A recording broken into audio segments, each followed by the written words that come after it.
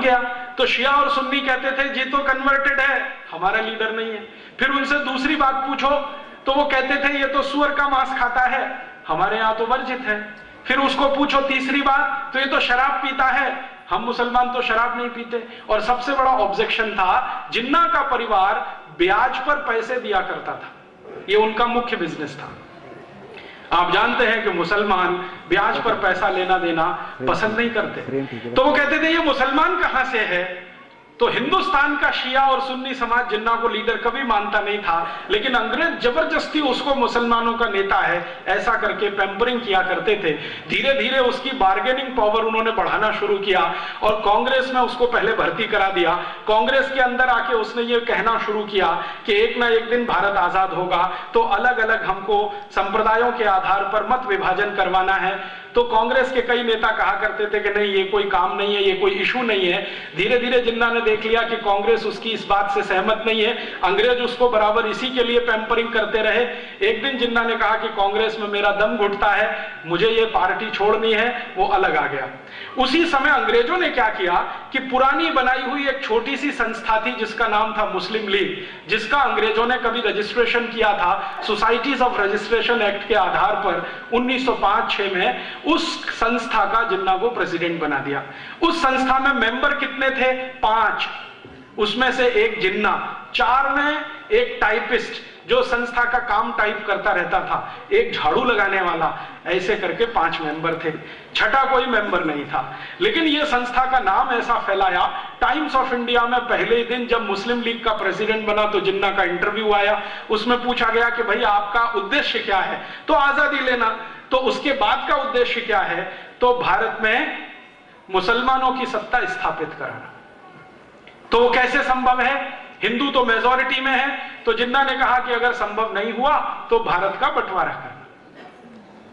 इस तरह से वो आदमी बढ़ता गया, अंग्रेज उसको खाद पानी देते गए, उसमें बहुत सारा पैसा इन्वेस्ट करते गए। एक दिन ब्रिटिश पार्लियामेंट में बहस हुई कि हम जिन्ना पर इतना पैसा क्यों खर्च कर रहे हैं। आप जानते हैं जिन्ना का खर्चा करोड़ों रुपए का साल का ब्रिटिश पार्लियामेंट उठाती थी। तो ब्रिटिश पार्लियामेंट में एक सांसद ने सवाल उठा दिया कि जिन्ना के ऊपर इतना पैसा क्यों खर्च कर रहे हैं। तो अंग्रेजों का एमपी नहीं, प्राइम मिनिस्टर कहता है, क्लेमेंट आर एटली, एक दिन पार्लियामेंट में, और चर्चिल भी बाद में कहता है कि ये हमारा ट्रम्प कार्ड है, इसमें पैसा हम लगा रहे हैं ताकि जब चाहें तब इसको एनकैश कर सकें। और ये बात 1939 में कही विंस्टन चर्चिल ने, 1942 में कही क्लेमेंट आर एटली ने कि ये हमारा ट्रम्प कार्ड है। और सच में उन्होंने उसको ट्रम्प कार्ड की तरह से इस्तेमाल किया।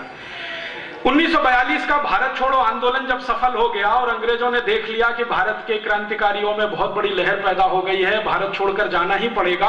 और उससे भी ज्यादा महत्वपूर्ण बात यह थी कि सेकेंड वर्ल्ड वॉर में अंग्रेजों की इतनी पिटाई हो चुकी थी कि उनकी पूरी की पूरी कमर टूट गई थी, आर्थिक रूप से वो बहुत कमजोर हो गए थे, कारखाने उनके बहुत बुरी तरह से बंद हो गए थे, क्योंकि एक तो मंदी चल रही थी इंग्लैंड में और ऊपर से सेकेंड वर्ल्ड वॉर लड़ना पड़ा। सामने जो उनका दुश्मन था हिटलर, वो बहुत ताकतवर था, इसलिए अंग्रेजों की कमर टूटी हुई थी। तो उन्होंने कहा अब ये 2 देशों को हम संभाल पाएं ये संभव नहीं है, भारत को छोड़ना ही पड़ेगा अगर हम अपने को बचाना चाहते। तो उन्होंने 1942 के अंत में ही तय कर लिया था कि अब हम भारत को छोड़ देंगे। बाद में घोषणा भी कर दी 45 में कि भारत को छोड़ देंगे। जैसे ही भारत को छोड़ने की बात आई तो जिन्ना को फिर आगे कर दिया कि अब तुम डिमांड करो। जिन्ना ने कहा कि ठीक है, मुझे पाकिस्तान चाहिए, पाकिस्तान चाहिए, इससे कम पर कोई समझौता हो सकता है। कांग्रेस के नेताओं ने जिन्ना से पूछा तो उसने कहा हां हो सकता है। क्या हो सकता है? मुझे भारत का प्रधानमंत्री बना दो, इस पे समझौता हो सकता है। तो कांग्रेस के नेताओं ने पूछा कि अगर तुम प्रधानमंत्री बनो तो पाकिस्तान छोड़ दोगे? हां छोड़ दूंगा, मुझे प्रधानमंत्री बना दो, मैं पाकिस्तान की मांग छोड़ दूंगा। कांग्रेस वर्किंग कमेटी की मीटिंग हुई, उसमें यह बात रखी गई कि जिन्ना बोलता है कि उसको प्रधानमंत्री बनाना है। तो नेहरू जी ने कहा कि मैं उसको प्रधानमंत्री तो क्या, अपने ऑफिस का चपरासी नहीं बना सकता। तो कांग्रेस वर्किंग कमेटी के नेताओं ने कहा कि आप उसके साथ इतनी घृणा क्यों है? आप बोलते हैं कि उसको ऑफिस का चपरासी नहीं बना सकते, वो आदमी कह रहा है कि प्रधानमंत्री बना दो तो मैं पाकिस्तान नहीं मांगूंगा। तो हमारे लिए तो यह सौदा अच्छा है कि पाकिस्तान ना बने और वो थोड़े दिन के लिए प्रधानमंत्री हो जाए। तो कांग्रेस वर्किंग कमेटी में कई नेताओं ने ऑब्जेक्शन लिया नेहरू जी के सामने। गांधी जी के पास बात पहुंची। गांधी जी के पास एक व्यक्ति आया करता था जो जिन्ना का फैमिली डॉक्टर था। उसने एक दिन आके गांधी जी को कहा कि बापू, ये आदमी ज्यादा दिन जिंदा नहीं रहेगा, मरने वाला है। कैसे? इसको पीठ में भयंकर ट्यूबरकुलोसिस हो गया। उम्र कितनी है? गांधी जी ने पूछा। तो उसने कहा मेडिकल साइंस के जितने फैक्ट्स एंड फिगर हैं उसका हिसाब जोड़ू तो ये 8 महीने से ज्यादा जिंदा नहीं रहेगा। गांधी जी ने कांग्रेस वर्किंग कमेटी की मीटिंग बुलाई और कहा कि जिन्ना को प्राइम मिनिस्टर बना दो। तो फिर प्रश्न उठा, क्यों? तो गांधी जी ने कहा बचेगा नहीं, ज्यादा दिन की उम्र नहीं है, मरेगा, कम से कम भारत तो बंटवारा नहीं होगा। और गांधी जी को इसमें इंटरेस्ट क्या था? आप जानते हैं गांधी जी ने एक स्टेटमेंट कर दिया था पब्लिकली कि पाकिस्तान बनेगा तो मेरी लाश पर बनेगा। तो गांधी जी ने कहा कि मेरी तो ये कमिटमेंट है कि मैं पाकिस्तान नहीं बनने दूं। तो कांग्रेस वर्किंग कमेटी के सामने गांधी जी समझा रहे हैं कि 8 महीने में मर जाएगा, ट्यूबरकुलोसिस हो गया है, पीठ का ट्यूबरकुलोसिस है, बन जाने दो। तो नेहरू ने कहा मैं तो तुम डिप्टी प्राइम मिनिस्टर बन जाओ। तो फिर बाकी नेता खड़े हो गए, मैं। तो गांधी जी ने कहा कोई फाइनेंस मिनिस्टर हो जाओ, कोई कुछ हो जाओ, कोई कुछ हो जाओ, प्राइम मिनिस्टर इसको हो जाने दो। तब नेहरू ने फिर कहा गांधी जी से, और वो आप सुनिए, और वो रिकॉर्ड की बात है, कोई साधारण बात नहीं है, फिर आपको समझ में आएगा कि भारत के बंटवारे का जिम्मेदार कौन है। नेहरू जी ने कहा कि बापू, अगर जिन्ना प्रधानमंत्री बनेगा तो मैं कांग्रेस को तोड़ दूंगा, और मैं कांग्रेस को तोड़कर अपना अलग गुट बनाऊंगा और अंग्रेजों के सामने सत्ता के दावे का क्लेम करूंगा। जैसे आज हमारे देश में होता है ना, चुनाव खत्म होता है, गवर्नर के पास हम जाते हैं ना क्लेम करने के लिए कि मैं कल से सरकार बनाऊंगा। तो नेहरू जी का स्टेटमेंट है, रिकॉर्डेड स्टेटमेंट है, गांधी जी के सेक्रेटरी ने रिकॉर्ड किया जिनका नाम था प्यारेलाल, वो लिखा हुआ है। तो नेहरू जी कहते हैं कि मैं कांग्रेस का एक गुट बनाऊंगा, अंग्रेजों के सामने अपना दावा पेश करूंगा, हो सकता है अंग्रेज मुझे सत्ता हस्तांतरण करें, फिर उसके बाद क्या होगा। तब गांधी जी ने कहा कि नेहरू, अगर तुम्हारी ये विचारधारा है तो मुझे भगवान अभी उठाए, मैं अब 1 मिनट भी जिंदा नहीं रहना चाहता। तो मौलाना अब्दुल कलाम ने गांधी जी को पूछा कि आप इतने निराश क्यों हो गए? तो गांधी जी ने कहा कि मैंने किसी गलत आदमी के सिर पे हाथ रखा है। गलत आदमी माने पंडित जवाहरलाल नेहरू। फिर गांधी जी ने अपने सेक्रेटरी प्यारेलाल को कहा कि ये नेहरू और जिन्ना में इतनी घृणा क्यों है? प्यारेलाल ने कहा मुझे नहीं मालूम है। तो गांधी जी ने कहा पता कराओ। तो पता कौन कराएगा? तो LIU के दिल्ली के ऑफिसर को बुलाया, जो गांधी जी की प्रार्थना में नियमित रूप से आता था रिपोर्टिंग करने के लिए। गांधी जी ने अपने पास बुलाया कि भाई एक रहस्य मुझे बता दो, क्या कि ये जिन्ना और नेहरू एक दूसरे को पसंद नहीं करते, फूटी आंख देख नहीं सकते, चक्कर क्या है? तो LIU के ऑफिसर ने कहा 15 दिन का समय दे दो, मैं आपको बता दूंगा। 15 दिन के बाद वो आया और उसने कहा कि बापू, ऑफिशियल रिपोर्ट दूं कि अनऑफिशियल? तो गांधी जी ने कहा दोनों दो। तो उन्होंने कहा कि अनऑफिशियल रिपोर्ट ये है जो मैं लिख के नहीं दूंगा, लेकिन आप समझ जाएंगे। लिख के दूंगा, अप्रत्यक्ष रूप से लिखूंगा तो भी आप समझ जाएंगे। बात सीधी सी ये है कि ये जिन्ना और नेहरू एक दूसरे को पसंद इसलिए नहीं करते हैं कि इनके बीच में एडविना है।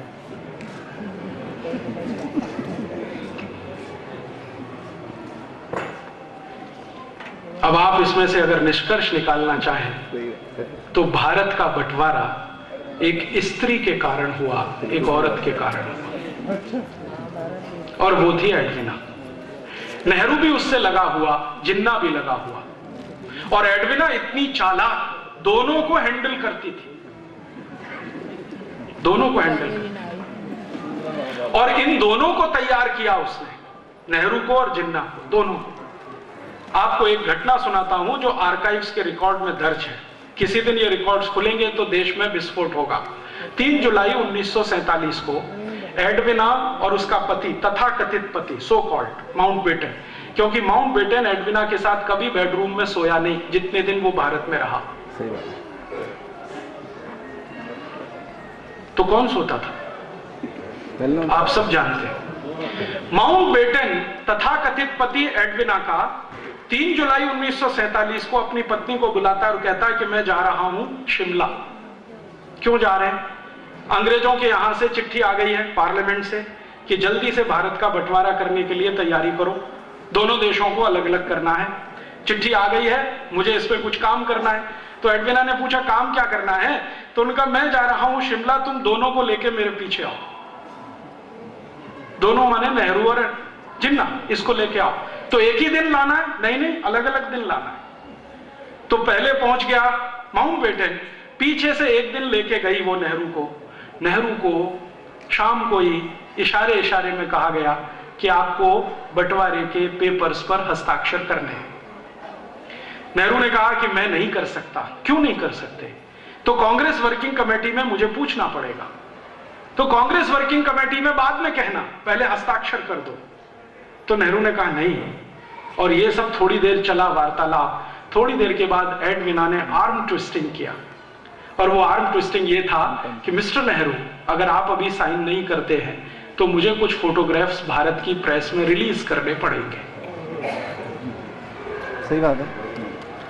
और वो फोटोग्राफ्स क्या थे? एडविना के साथ शराब पीते हुए, एडविना के साथ डांस करते हुए, एडविना के साथ पता नहीं क्या क्या करते हुए। एडविना इतनी चालाक महिला थी कि अंतरंग क्षणों को उसने फोटोग्राफी से उतरवा के रखा हुआ था, कभी भी इस्तेमाल करने के लिए। नेहरू जी परेशान हो गए कि अगर ये फोटोग्राफ्स रिलीज हो गए तो क्या होगा। इमीडिएट वो तैयार हुए और 3 जुलाई को सवेरे 2:30 बजे उन्होंने सिग्नेचर कर दिए। दिल्ली भागकर आए, कांग्रेस वर्किंग कमेटी की मीटिंग बुलाई और कहा कि मैंने तो भारत का बंटवारा स्वीकार कर लिया। तो कांग्रेस वाले परेशान हो गए कि आपने बिना हमसे पूछे। तो उन्होंने कहा हाँ, परिस्थिति कुछ ऐसी थी कि मैंने वो बंटवारा स्वीकार कर लिया। क्या परिस्थिति थी? तो सच नहीं बताया कि वो जिन्ना अड़ा हुआ था और भारत के साथ बार्गेनिंग करने की कोशिश कर रहा था। इतना एरिया मुझे पाकिस्तान में दो, ये सब बातें बता के वर्किंग कमेटी को कन्विंस किया। तो वर्किंग कमेटी ने कहा कि गांधी जी को बताया? तो उन्होंने कहा गांधी जी को बताने की जरूरत नहीं है। क्यों जरूरत नहीं है? तो नेहरू जी का सेंटेंस सुनिए, ये बुढ़ा खूसट, इसका दिमाग खराब हो गया है, इसको बताने से क्या फायदा। लेकिन बात तो पहुंची गई गांधी जी तक। गांधी जी ने फिर वर्किंग कमेटी की मीटिंग बुलाई और इस वर्किंग कमेटी की मीटिंग में आखिरी बार उन्होंने कहा कि देखो, नेहरू ने हस्ताक्षर तो कर दिए हैं, लेकिन मैं भारत के नागरिकों की तरफ से इसको मान्यता अगर ना दूं तो अंग्रेजों की सरकार परेशान हो जाएगी। लेकिन तुम सब तय कर लो कि नेहरू को रखना है या बाहर करना है। तो वर्किंग कमेटी में फूट पड़ गई। कुछ लोगों ने समर्थन कर दिया, कुछ लोगों ने विरोध कर दिया। सरदार पटेल उस समय खामोश हो गए, मौन हो गए, उन्होंने अपना ओपिनियन नहीं बताया। तो कई लोगों ने उसका अपना अपना अलग अर्थ लगाया। फिर गांधी जी ने कहा कि फिर ठीक है, तुमको जो करना है वो करो, मेरे पास आज से आना बंद कर दो। वो आखिरी दिन था। उसके बाद गांधी जी ने कांग्रेस वर्किंग कमेटी की मीटिंग में जाना और उनको अपने पास बुलाना बंद कर दिया। और उसके 10-12 दिन के अंदर 3 जुलाई से लेकर 17 जुलाई 1947 के बीच में इन्होंने बहुत सारे वो काम कर दिए कि बंटवारे में कौन सा हिस्सा पाकिस्तान जाएगा, कौन सा भारत रहेगा, आर्मी का बंटवारा कैसे होगा, लोगों का बंटवारा कैसे होगा, पैसे का बंटवारा कैसे होगा, वो सब फॉर्मूले तय कर लिए। अंग्रेजों ने एक अधिकारी भेज दिया, उस अधिकारी ने बाउंड्री लाइन तय कर लिया और उसके बाद सब कुछ तय होकर 14 अगस्त रात 12 बजे उन्होंने भारत को तथाकथित आजाद कर दिया, 2 टुकड़े करके, भारत और पाकिस्तान। मैं आपसे बहुत विनम्रता पूर्वक कहने आया वो ये कि भारत और पाकिस्तान का बंटवारा कोई वैचारिक आंदोलन का परिणाम नहीं था। भारत और पाकिस्तान का बंटवारा कोई बहुत बड़े युद्ध क्रांति का परिणाम नहीं था। भारत और पाकिस्तान का बंटवारा 2 नेताओं के चरित्र से उतर जाने का दुष्परिणाम था।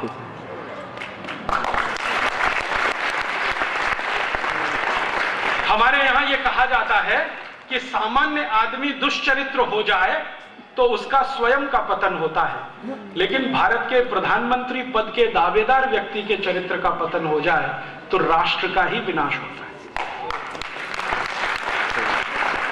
ये कहानी है हिंदुस्तान के बंटवारे की। आप बोलेंगे जी क्यों सुनाई? इसलिए सुनाई कि एक तरफ सरदार भगत सिंह जैसे 6,32,000 क्रांतिकारी जो भारत को आजाद होकर एक नया राष्ट्र बनाने का सपना देख रहे थे, और एक तरफ जिन्ना और नेहरू जैसे लोग जो अपने चरित्र में नीचे गिरकर देश की सत्ता का सौदा कर रहे थे। आप बोलेंगे जी हमें तो पहली बार ये सब सुनने को मिला है। ये पहली बार आपको सुनने को इसलिए मिला है कि कोई इसको कहने की हिम्मत नहीं करता है। इस देश में बहुत सारे इतिहासकार हैं जो नेहरू जी के बारे में सब जानते हैं, लेकिन पब्लिक में जाकर बोलना ताकत नहीं है। नेहरू जी एक दिन में 60 सिगरेट पीते थे, चेन स्मोकर थे। एक सिगरेट छूटे तो दूसरी चालू, दूसरी छूटे तो तीसरी चालू। जिन्ना एक दिन में 72 सिगरेट पीता था। दोनों एक ही ब्रांड की शराब पीते थे।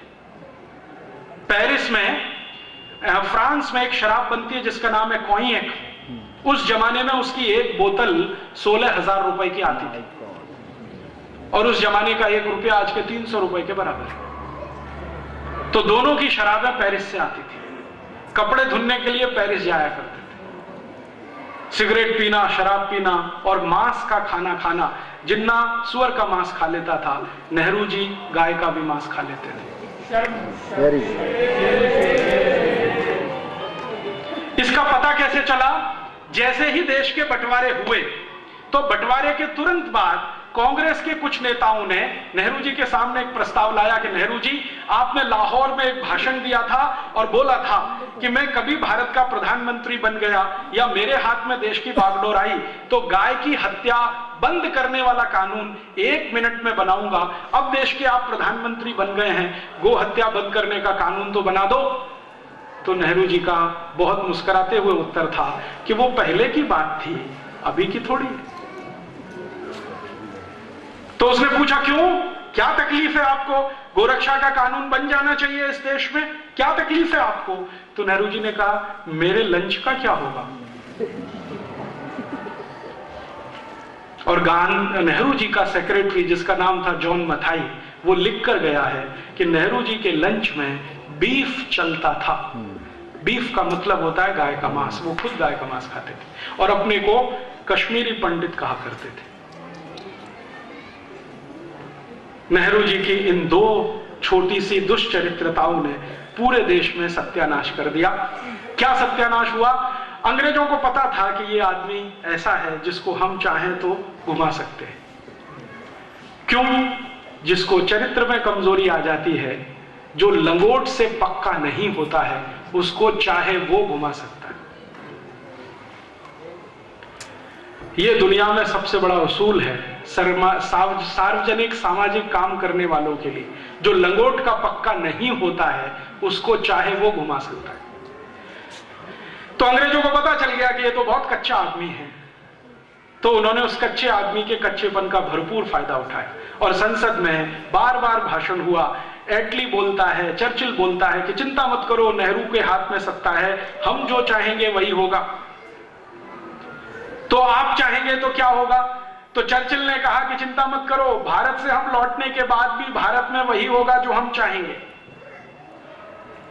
तो एटली पूछ रहा है कि विस्तार से जरा बताओ। तो चर्चिल कहता है कि देखो, हम भारत को छोड़ देंगे लेकिन हमारी भाषा भारत में रहेगी, हम भारत को छोड़ देंगे लेकिन हमारे कानून भारत में रहेंगे, हम भारत को छोड़ देंगे हमारी संस्कृति भारत में रहेगी, हम भारत को छोड़ देंगे हमारी शिक्षा व्यवस्था भारत में रहेगी, हम भारत को छोड़ देंगे हमारी संस्थाएं भारत में रहेंगी, हम भारत को छोड़ देंगे हमारा धर्म भारत में रहेगा। और ऐसा बोलते बोलते कह गया कि बस इतना ही होगा कि अभी हम गोरे अंग्रेज भारत में राज कर रहे थे, कल से काले अंग्रेज करेंगे, चिंता करने की जरूरत नहीं।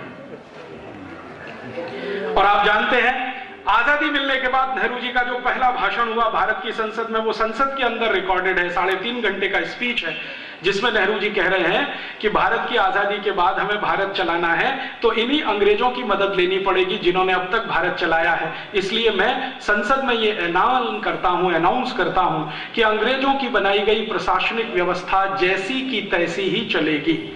माने ICS officer, IPS officer, IRS officer, सारे के सारे ऑफिसर्स वैसे ही रहेंगे, अंग्रेजों की बनाई गई पुलिस वैसी की वैसी ही रहेगी। और उसी दिन से तय हो गया कि भारत की आजादी शून्य है। क्योंकि जिस बात के लिए भगत सिंह आजादी चाहते थे वो तो हुआ नहीं। भगत सिंह का सपना क्या था? 28 सितंबर 2007 को भारत की सरकार भगत सिंह के डायरी के